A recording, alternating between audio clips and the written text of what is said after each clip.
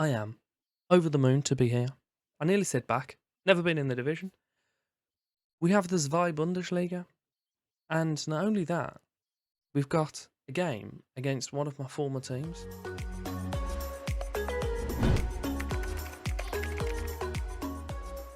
Welcome back.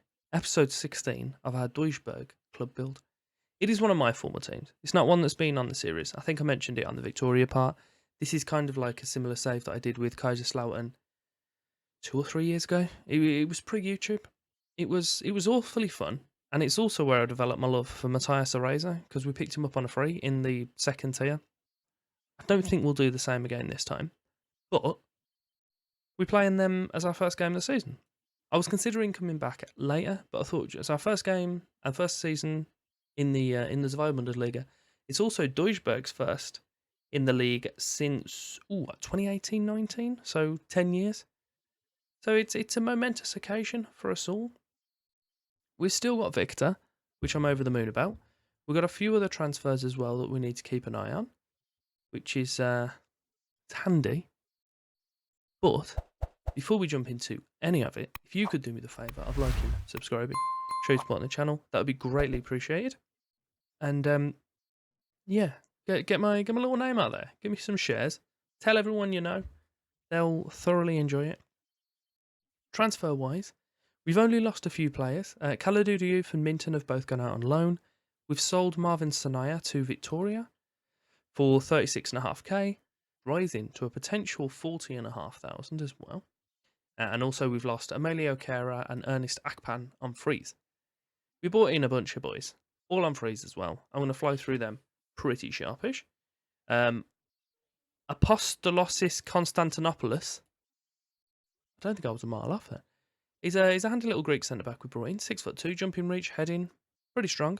He's going to do a good job for us. He's valued between 750 and 1.3 million as well, which is beautiful. Rico Fluke, I think, is another centre-back we've brought in. He's more one for the future. He's got a little bit of potential to be a defender in this division.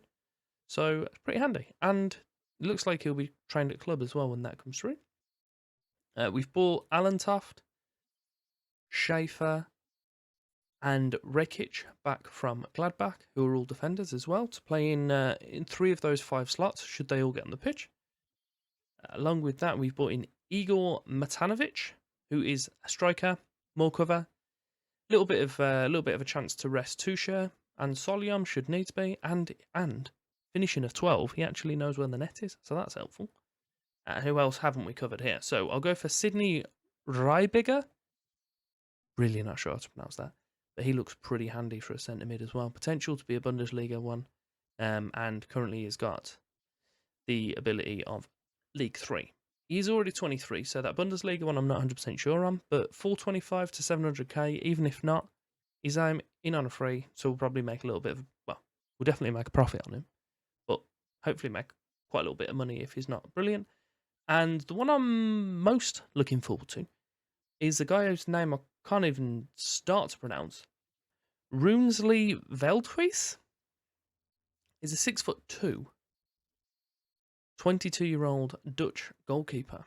So at the moment, he's not of the standard of Marco Moller, but he does have quite hefty potential. Again, Bundesliga level. He's already valued between 2.3 and 3.2 million, and he's came from the Young PSV Academy. So he's came from pedigree, so hopefully he'll be pretty decent for us. He's not the fastest, so we'll probably steer clear of using him as a sweeper keeper, which I try and avoid anyway, to be fair. But it does leave the formation and team looking as such. We have Moller in goal, Lampinen, Constantinopoulos, Rekic, Alan Toft in the middle, weirdly, and Schwartz out on the left. Mingozi, Hoffman, Sekolov as our mid-3, with Soliom and Tuchel as our strikers. We've still got about 5 weeks left of the window. Obviously, we haven't played any games as of yet. So, you know what? It's all right. We're doing all right. We've had a few guys in on friendlies and on trial for those. So there's names here that you may not recognise. And to be honest, I don't really, because it's a little while since I last played. This guy looks pretty strong. But it's just, if I bring them in or not. As I say, we've got a pretty hefty amount left in our transfer budget. There's 100k there. 9 grand a week wages as well, which is astronomical for us. We are already in debt, which isn't ideal. But as I say, it's just bringing players in, selling them on, making a little bit of profit, and then replacing them with free transfers. It's the cycle we just have to get into. But we're going to get big old money in this division. So if we hop over to the league's standing, the rules alone, I think I covered this. So it's 7.18 million for finishing last, and up to 16 million for winning the league, which is insane. And the Bundesliga itself is, sorry, I scrolled too far. So it's 27 million for last, 100 million for winning the thing. So a lot of money being passed about in Germany as well, which is beautiful.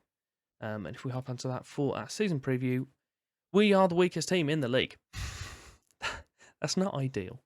We've got teams of the likes of Freiburg and Schalke, Werder Bremen, pretty good teams. But ones we're looking at is like Osnabrück. Oh God, Erzgebirge Aue, they're back. Jan Reisenberg and St. Pauli for the team that came with us. They are 14th best. So all we want to do is just make sure we're not in that bottom three come the end of the season. So we'll start off with our game against Kaiserslautern, who, if we hop back, we'll just have a little look, are the 13th best team, 4 times better than ourselves if we go by the odds.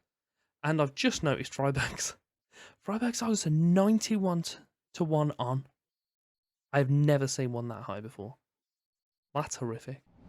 Little tweak to the defence from what I last showed you.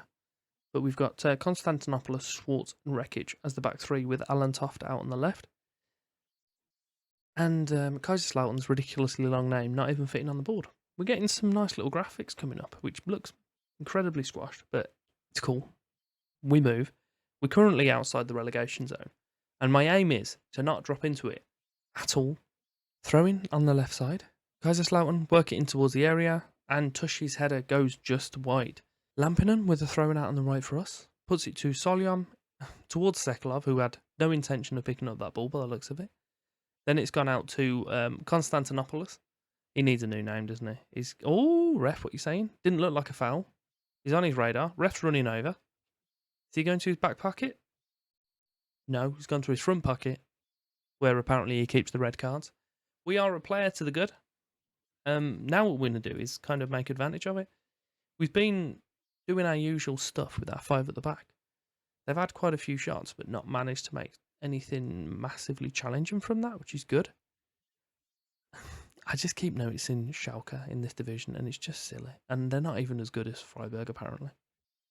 So I'm not looking forward to playing those teams. It's going to be quite the challenge. But Tuchel's gone. Solyom is wide open in the middle. He's got it across to him and pulled a brilliant save out of the goalkeeper. But apparently they called it a block for some reason. Free kick for ourselves on the right. Lampinen towards the back post. Oh, it was almost like everyone was still getting into position at the point when he put the ball in. Talking about putting the ball in, another one was put in. Goalie's got it in his hands. So it's still going. I was expecting the highlight to finish then. It didn't. It's with our goalkeeper now. Keep it. Look at your runners. You got 2 guys in the middle there. Alan Toft gets it over. Hoffman lumps it forward. It's not how we do, lad. You need to sort that out. Back to their goalkeeper once more now. And he's battered it forward. We're going to win the header, of course. And Mingozi picks up the ball. All 6'5" of him. Massive that guy is. Sekulov out to the fullback. Beautiful. Lampinen whips a ball in now. I mean, it wasn't quite what I was going for. But the ball's in the net, so I'm not complaining. I'll drop some praise on the boys as soon as it lets me to do so. But pretty decent goal. Nice little bit moving forward. Sekulov runs out. Puts it into Lampinen, who does a really peculiar tiny cross. And Mingozi just batters it. Goalie is absolutely quaking in his boots when he sees that ball rushing towards him. Obviously, all highlights start with throw-ins. It's with Jastremski. I don't know. He's on the ball again. He'll get it another 3 or 4 times, so I have to say his name again. Lersch, Koulibaly. They're I'm already getting bad vibes from this. Rohrig, good ball out. Are we gonna? No, I thought we were gonna gain possession back there. And that fella has a really limp shot that somehow ends up over the goal. I don't understand how he kicked it with that little power and still got it over the net. There's another throw-in, obviously.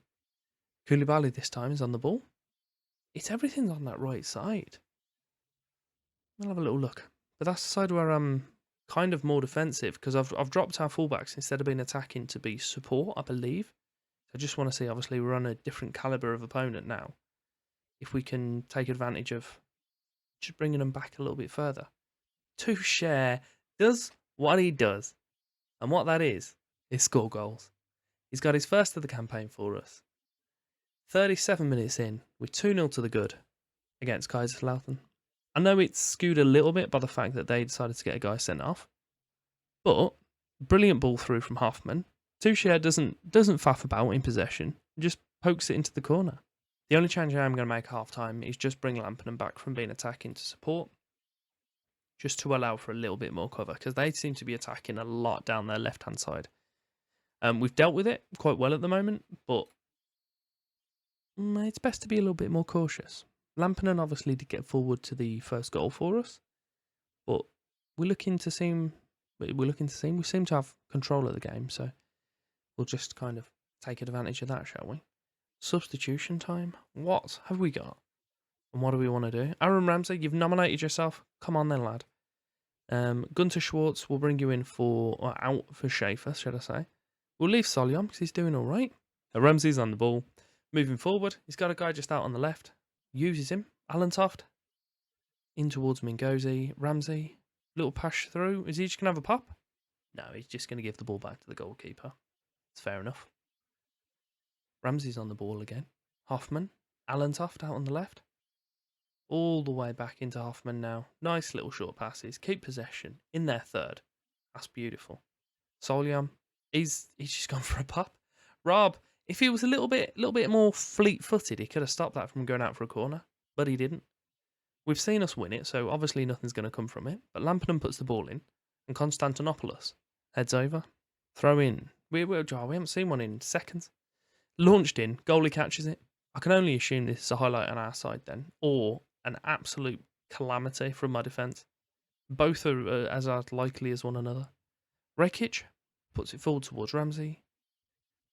What's he heading forward? You got a lot of bodies around you, lad. What are you going to do with them? You're gonna coax the second red card out of them. We have had a fantastic game. There's 13 minutes left. They're down to 9 men. We've been dominant. I'd like to think it was the tactic. I have a feeling it's been skewed quite heavily by the fact that we've had an extra man for the majority of the game. But I'll take it. Quite easily lose a game in situations like this, but as I say, top of the league at the moment, after 90 minutes. Pretty goddamn happy with us. We'll drop some more praise on the boys, get some little green faces going as they walk into the tunnel after the final whistle. Final time whistle? Not called that. 90 minutes gone. 2 goals to the good. Performed exactly to our XG. Surprisingly, in both parts, we've had the draw for the first round of the Pokal. And what I've also done is accidentally pressed continue. So we're playing against Dusseldorf. They are a team from the actual Bundesliga.